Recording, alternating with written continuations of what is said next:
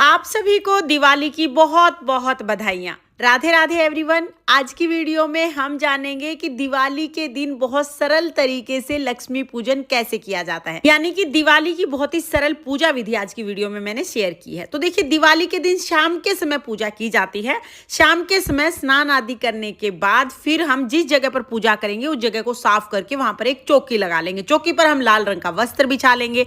हो सके तो ये चौकी आप उत्तर दिशा में लगाइएगा, क्योंकि उत्तर जो दिशा होती है वो लक्ष्मी की और कुबेर भगवान की दिशा होती है, यानी धन की दिशा होती है। तो उत्तर दिशा में हमने एक चौकी लगा ली है। उसके बाद हम इस पर लक्ष्मी गणेश जी का पोस्टर लगा लेंगे। पोस्टर में कुबेर भगवान भी हैं, सरस्वती माता भी हैं। तो इस तरह का पोस्टर बहुत अच्छा रहता है, बहुत आसानी से मिल जाता है, सबकी पूजा एक साथ हो जाती है। तो यहाँ पर हमने पोस्टर भी लगा लिया है। अब हमें लक्ष्मी गणेश जी के स्वरूप जो हम मिट्टी की मूर्तियां लेके आए हैं उन्हें विराजमान करना है। तो उसके लिए हम पहले चावल की ढेरी लगा लेंगे। चावल का आसन देकर इस पर हम लक्ष्मी जी और गणेश जी को विराजमान करेंगे। अगर आपके पास किसी धातु की, सोने चांदी तांबे पीतल की मूर्तियां हैं तो आप हर साल उन्हीं का पूजन कर सकते हैं, नहीं तो आप हर साल मिट्टी की मूर्तियां लेके आए उनका पूजन करें। इसके साथ ही धनतेरस पर जो भी सोना चांदी आप लेके आए हैं उसका भी पूजन आप करें, उसको भी चौकी पर रखें और साथ में थोड़ी सी नकदी यानी धन भी हम रख लेंगे। अगर आप सोना चांदी नहीं लेके आए हैं तो घर में जो सोना चांदी है वो आप रख सकते हैं, साथ में कुछ पैसे जरूर रखिएगा, क्योंकि ये धन का स्वरूप है और धन की आज पूजा होती है, यानी लक्ष्मी की पूजा होती है। इसके बाद जो भी आप धनतेरस के दिन बर्तन लेके आए हैं, तांबे पीतल स्टील जो भी बर्तन लाए हैं उसका भी पूजन होगा, तो वो भी आप चौकी पर रख दीजिएगा।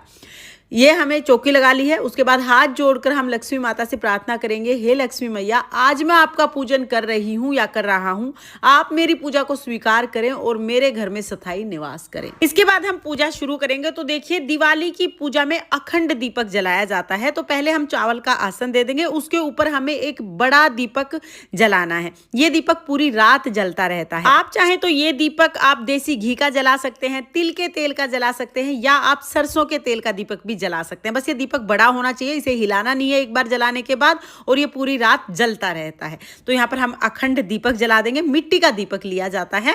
उसके बाद जल के छींटे लगाकर भाव रूप में हम सभी को स्नान करा देंगे।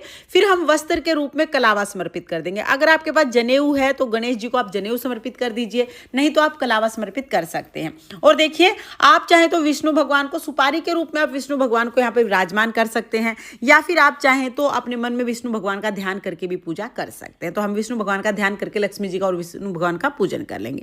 तो यहाँ पर लक्ष्मी जी को, गणेश जी को, सबको हमने वस्त्र के रूप में कलावा समर्पित कर दिया है। बाकी जो भी हमारी फोटो में जो भी देवता विराजमान है सबको हम कलावे के रूप में वस्त्र समर्पित कर देंगे। उसके बाद सभी को हम तिलक करेंगे। तो दिवाली की पूजा में रोली से तिलक किया जाता है। लाल रंग का इस पूजा में बहुत महत्व होता है, क्योंकि लाल रंग लक्ष्मी जी को बहुत प्रिय है। तो हम रोली से तिलक कर देंगे गणेश जी को, लक्ष्मी जी को, सरस्वती माता को, कुबेर भगवान को, जो भी हमने सोने चांदी के रूप में लक्ष्मी रखी है उन सबको, और जो बर्तन हम लेके आए हैं उसको, साथ में जो बड़ा दिया है इसको भी, सबको हमें तिलक करना है, सबका पूजन करना है। तिलक करने के बाद सबको हम अक्षत यानी चावल समर्पित कर देंगे। उसके बाद हम फूल समर्पित करेंगे। तो देखिए, अगर आपको कमल का फूल मिल जाए तो अति उत्तम। माँ लक्ष्मी को कमल का फूल अति प्रिय है, तो आप कमल का फूल समर्पित कीजिएगा। लेकिन अगर आपको कमल का फूल नहीं मिलता है तो कोई बात नहीं, जो भी फूल आपको मिल जाए, लाल गुलाब मिल जाए या और भी जो भी फूल आपको मिल जाए वो फूल आप समर्पित कर सकते हैं। तो यहाँ पर हम सभी को फूल समर्पित कर देंगे। दिवाली की पूजा में फूल जरूर समर्पित कीजिएगा। इसके साथ ही अब हम भोग समर्पित करेंगे। तो देखिए, दिवाली की पूजा में खील पताशे के भोग का बहुत महत्व होता है। खील जो होती है वो धान होती हैं, और जब आप भोग समर्पित करें तो लक्ष्मी माता के ऊपर आप खील को बरसाते हुए समर्पित करें। तो इस तरह से हमें लक्ष्मी माता के ऊपर खील को बरसाना है। खील बरसाते हुए हमें लक्ष्मी माता को समर्पित करनी है। तो यहाँ पर हम सभी को खील समर्पित कर देंगे, पतासे समर्पित करेंगे। उसके बाद भोग के रूप में हम मिठाई समर्पित करेंगे। दिवाली मिठाइयों का त्योहार होता है, तो आप मिठाई जरूर समर्पित कीजिएगा। आप चाहे घर पे मिठाई बना सकते हैं या बाजार से भी मिठाई लेके आ सकते हैं। तो यहाँ पर हम मिठाइयों का भोग समर्पित कर देंगे। उसके साथ ही आप ऋतु फल का भोग भी समर्पित कर सकते हैं। तो यहाँ पर देखिए आप 5 तरह के फल समर्पित कर सकते हैं या एक ही फल को 5 की संख्या में समर्पित कर सकते हैं, मतलब जितना हो सके उतना फल आप समर्पित कर दीजिए। इसके साथ ही आप पंचमेवे का भोग समर्पित कर सकते हैं, आप खीर बना सकते हैं, हलवा बना सकते हैं, यानी भोग के लिए आप जो भी मिठाइयाँ लेके आए हैं या जो आपने घर पे मिठाइयाँ बनाई हैं वो सब आप समर्पित कर दीजिएगा। फिर 1 लोटा जल समर्पित करेंगे। उसके बाद हमें सप्तधान समर्पित करना है। तो सप्तधान में मैंने गेहूं, बाजरा, चना, चावल, धनिया, तिल और जौ लिए हैं। धनिया जो हम धनतेरस पे लेके आते हैं ना, वही धनिया हमें लेना है, अलग से नहीं लेना है, उसी धनिया को हम समर्पित करेंगे। तो यहाँ पर सप्तधान मैंने समर्पित कर दिया है। सप्तधान का बहुत महत्व होता है, हो सके तो आप जरूर समर्पित कीजिएगा। इसके बाद जो भी भोग हमने समर्पित किया है उसे पान के पत्ते पर रखकर हम लक्ष्मी माता को समर्पित करेंगे। लक्ष्मी माता को पान अति प्रिय है, तो अगर आपको पान का पत्ता मिल जाता है या मीठा पान मिल जाता है तो आप समर्पित कर दीजिए। मीठा पान ना मिले तो पान के पत्ते पर खील पता से मिठाई का भोग हम समर्पित कर देंगे। इसके साथ ही लक्ष्मी माता की कुछ प्रिय चीजें होती हैं, वो समर्पित करना बहुत शुभ रहता है और ये चीजें आपको मार्केट में बहुत आसानी से मिल जाएंगी। तो यहाँ पर कोड़ी लक्ष्मी माता को अति प्रिय है, तो हम कोड़ी चढ़ा देंगे। आप संख्या कितनी भी ले सकते हैं, 2, 5, 7 कितनी भी संख्या आप ले सकते हैं। मैंने यहाँ पर 2 कोड़ी चढ़ाई हैं, तो यहाँ पर हम लक्ष्मी माता को कोड़ी चढ़ा देंगे, साथ में सुपारी हम चढ़ा देंगे। इसके साथ ही हम कमल गट्टे चढ़ा देंगे। कमल गट्टे ना मोती जैसे होते हैं, काले मोती जैसे। इसके साथ ही हल्दी की गांठ हम चढ़ा देंगे। हल्दी की गांठ ना हो तो 1 चुटकी हल्दी पाउडर चढ़ा सकते हैं और साथ में ही हम 2 लौंग और 2 इलायची चढ़ा देंगे। संख्या कम ज़्यादा आप ले सकते हैं, ये चीज़ें हो सके तो आप जरूर चढ़ाइएगा। लक्ष्मी माता को ये चीज़ें बहुत प्रिय होती हैं, तो ये सब चीज़ें हम चढ़ा देंगे। और ये सभी चीज़ें चढ़ाने के बाद फिर धूप हम जरूर जलाएंगे, क्योंकि लक्ष्मी माता को सुगंध अति प्रिय है, तो धूप दीप हम जला देंगे। इसके बाद देखिए, अगर आपने व्रत किया है, अगर दिवाली का व्रत किया है तो आप व्रत कथा जरूर सुनिएगा।